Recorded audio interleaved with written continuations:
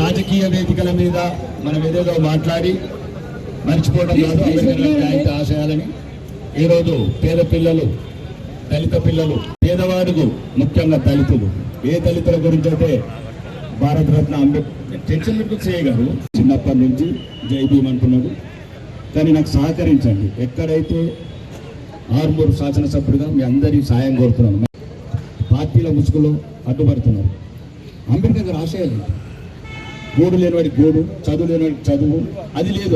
బాబాసాహెబ్ అంబేద్కర్ లక్షల మంది గూడు లేదు. పిల్లలకు సుమారు 10,000 స్కూళ్ళు మూసేసిన పేదవాడు ఎక్కడికి పోవాలి? ఇదెందుకు అడగారు? దేశానికి ఒక ధైర్యం, ఈ దేశం ఈరోజు ఐక్యత ఉంది, అన్ని మతాలు కలిసి ఉన్నాయి ఇప్పటి వరకు కూడా. అంటే అది ఓన్లీ అంబేద్కర్ వల్ల. దయచేసి దళిత బిడ్డలకు కావచ్చు, మైనార్టీలకు కావచ్చు. సబ్ స్టేషన్ పక్కన స్కూల్ ఉంది, కూలిపోయిన గోడలు, ఇరిగిపోయిన రూములు, దాంట్లో ఎందుకు అడగారు మీరు? అంటే పేదోని పక్కన పడేయడానికి ఇక ముందు వెళ్ళదు. ఆర్మూరు నియోజకవర్గంలో మీ అందరు మైనార్టీ సోదరులు కావచ్చు, దళిత సోదరులు కావచ్చు, మిగతా ప్రజాస్వామ్య ప్రభాకరణ లాంటి మొత్తం ఎట్లుంటది? ఏం చేసింది రోజులు అడగారా? మైనారిటీ ఆడపిల్లలు ఉన్నారు, హిందువులు ఆడపిల్లలు ఉన్నారు, అది అడగారు. కాబట్టి ఇక్కడ నుంచి అందరికీ చెప్తున్న ఆర్మూరు వేదికగా, ఇక్కడ నుంచి రావాలంటే అరువులకి రావాలా, పేదవాళ్ళకి రావాలా, మీరు అందరూ సహకారం అందించండి. రాజకీయాలు వేయకండి, ఒక మహనీయుడి జయంతిని రాజకీయ వేదికలకు ఉపయోగించాలి.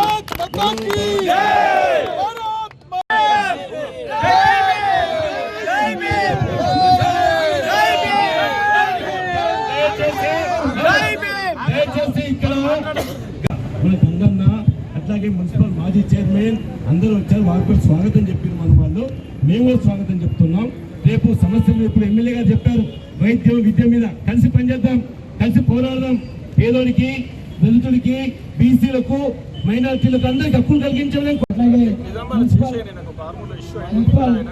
మాజీ చైర్మన్ కంచెరి గంగాధర్ గారికి, అట్లాగే టిఆర్ఎస్ ఆర్మూరు నియోజకవర్గం ఇన్ఛార్జ్ గౌరవనీయులు ఆచార్య రాజేశ్వరరెడ్డి గారికి 10 సంవత్సరాలుగా తెలంగాణను దేశంలోనే నంబర్ 1 రాష్ట్రంగా నిలుపుతూ కేసీఆర్ గారు ఉన్నప్పుడు అన్ని వర్గాలను సమానంగా చూస్తూ మరి ప్రపంచంలోనే ఎక్కడా లేని విధంగా డాక్టర్ బిఆర్ అంబేద్కర్ గారి విగ్రహాన్ని సచివాలయానికి అంబేద్కర్ నామకరణం చేసి మరి అంబేద్కర్ విగ్రహాన్ని పెట్టినటువంటి గొప్ప నాయకుడు, 125 అడుగుల విగ్రహాన్ని స్థాపించిన గొప్ప నాయకుడు, మరి వారిని గౌరవించుకున్నటువంటి నాయకుడు కేసీఆర్ గారు చెప్పడంలో ఉండే నా కంపెనీ మన జీవనన్న గారు కూడా ఉండే, మనందరూ కలిసి కొట్లాడి ఆ రోజు ప్రభుత్వానికి వ్యతిరేకంగా పనిచేసినటువంటి ఘనత మనది.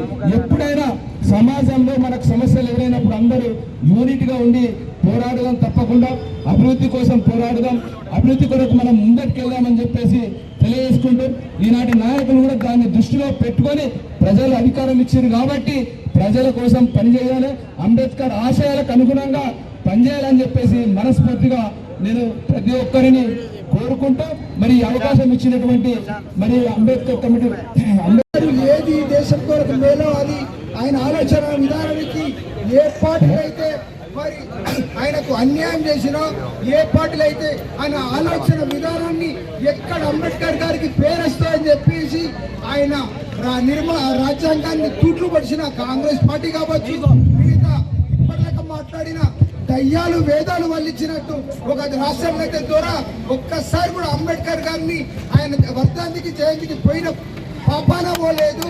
ఇవాళ వాళ్ళు దయ్యాలు వేదాలు వల్లిస్తా ఉన్నాయి.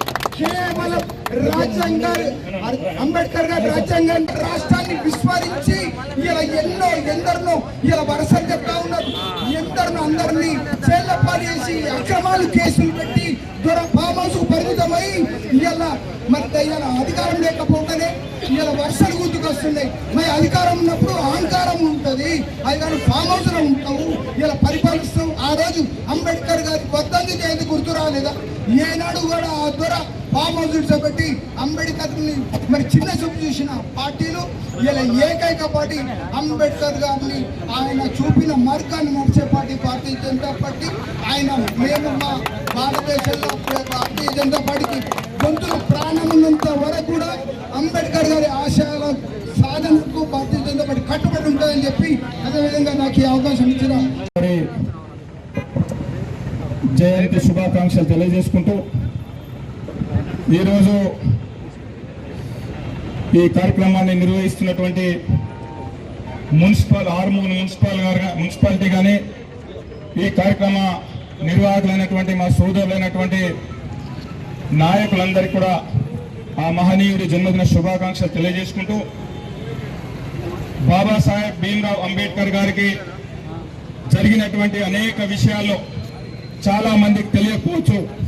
చాలా మంది ఈరోజు బాబాసాహెబ్ భీమ్రావ్ అంబేద్కర్ గారు ఏ రకంగా ఆ రోజు పడ్డటువంటి కష్టాలని కానీ ఆ రోజు పడ్డటువంటి అవమానాలని కానీ మర్చిపోయి వారి పెద్దలు ఎప్పుడు కూడా మర్చిపోలేదు, ఆయన జీవితాంతం కూడా మర్చిపోలేదు.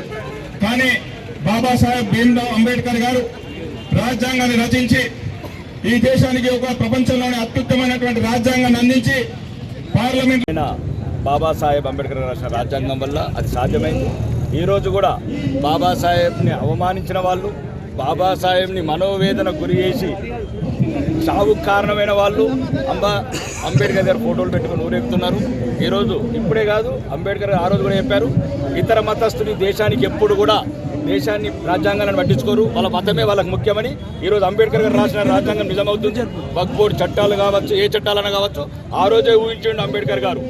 అంబేద్కర్ గారు క్లియర్గా చెప్పారు, ఈ దేశంలో మైనారిటీలు ముస్లింస్ ప్రత్యేకంగా ఈ దేశ రాజ్యాంగానికి వాళ్ళు గౌరవం ఇవ్వరు, వాళ్ళకు మతమే ముఖ్యమని చెప్పిన మొట్టమొదటి భారతదేశంలో ఎవరైనా మేధావి ఉన్నాడంటే బాబాసాహెబ్ అంబేద్కర్ గారు. కాబట్టి ఈ రోజైనా ఈ దేశంలో ఉన్న హిందువులు, మిగతా సిక్ కావచ్చు, జైన్ కావచ్చు, వీళ్ళందరూ ఒకసారి బాబాసాహెబ్ అంబేద్కర్ గారు ఆశయాల వల్ల పునరంకితం అవుతున్నాం. మరి ముఖ్యంగా ఈ ప్రాంతంలో ఏదైతే అలజడులు ఆందోళనలు మొదలుపెట్టినరో దాన్ని ఎట్టి పరిస్థితుల్లో ఒప్పుకునే సమస్య లేదు. వీటిగా జవాబు పత్తర్చం చేయండి. భీమ్రావ్ అంబేద్కర్ గారి జయంతి సందర్భంగా యావత్ దేశ ప్రజలందరికీ కూడా జయంతి శుభాకాంక్షలు తెలియజేసుకుంటూ ఇలా బాబాసాహెబ్ భీమ్రావ్ అంబేద్కర్ గురించి మాట్లాడుతున్నటువంటి కాంగ్రెస్ పార్టీ కానీ కమ్యూనిస్ట్ పార్టీలు కానీ ఆ రోజు బాబాసాహెబ్ భీమ్రావ్ అంబేద్కర్ని పార్లమెంట్కు రాకుండా అడ్డుకున్నటువంటి శక్తులు, వ్యక్తులు ఈ కాంగ్రెస్ కమ్యూనిస్టులు.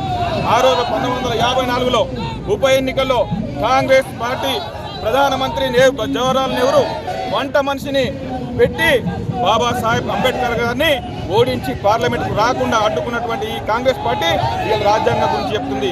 బాబాసాహెబ్ అంబేద్కర్ గారు రచించినటువంటి రాజ్యాంగాన్ని ఎన్నిసార్లు సవరణలు చేసిండ్రు, ఇందిరాగాంధీ ఎన్నిసార్లు సవరణలు చేసిండ్రు, నెహ్రూ గారు ఎన్నిసార్లు సవరణలు చేసిండ్రు, రాజీవ్ గాంధీ ఎన్నిసార్లు సవరణలు చేసిండ్రు, మేము ప్రూవ్ చేయడానికి సిద్ధంగా ఉన్నాం. కానీ ఈ కాంగ్రెస్ పార్టీ బాబాసాహెబ్ని గుర్తించలేదు.